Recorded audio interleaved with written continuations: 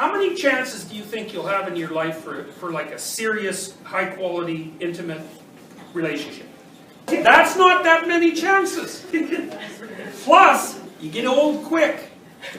You know, by the time you're 45, you're not going to have a family. And well, you can do that sometimes if you're male. If you're female, maybe, but it gets pretty rough. And you're looking probably at that point at a fair bit of in vitro and that sort of interaction. It's tough, it's hard on people. So, you know, not only do you not have that many chances, you don't have that much time. So you got to get it right. So if you get it wrong, it costs you. Like maybe it'll cost you 5 years. 5 years is a long time. So, and 3 5-year costs is like, you've lost things there that you can't replace. Okay, so that's one part of it is, you don't have that many chances, and it's costly to burn up the time. Let's say you're miserable and unhappy.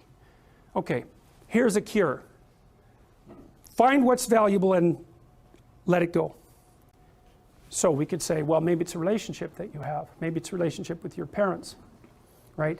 And the relationship is pathological, but you're locked into it. You value it, and no wonder, because it's a relationship with your parents. And you're suffering terribly because of it. Well, what do? Maybe you let it go. It's a sacrifice. And the idea is that, well, that'll clear the future for you.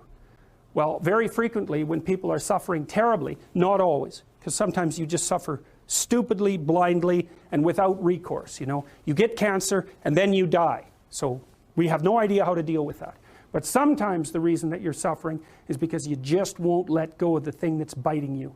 And you think, well, I can't let go of, and I've had clients like this. I can't stop communicating with my mother, who phones me 3 times a day, every day of my life, and never says anything that isn't unbelievably critical and demeaning. I can't let that go. It's like, well, that's not such a good idea. The funny thing too, often when people let something like that go, it goes away, sorts itself out, and then comes back. So they don't even end up losing it. But unless they're willing to let it go, to sacrifice it, they make no headway whatsoever. And so one of the rules is, if people are impeding your development, you sacrifice your relationship with them, right? It's a very, very rough rule. So let's say you're in a long-term intimate relationship and you get betrayed. Okay, so what is it that you see when you see your partner at the moment you know of the betrayal? Well, you see the pre-cosmogonic chaos, and here's why. Well, it rattles your unconscious up because you don't know anything anymore. You don't know what the past was, right? You don't know what it was. And it's supposed to be real, and all of a sudden you don't know what it was. And so you come up with wild ideas about what it might have been and what it represented, and then you don't know what the future is going to be anymore. So then your fantasy fills that space, and you don't know who the hell you're looking at, that's for sure, and you don't know much about human beings, and you certainly don't know anything about yourself. And so all of a sudden, not only is everything in chaos inside your mind, but everything is in chaos in your world.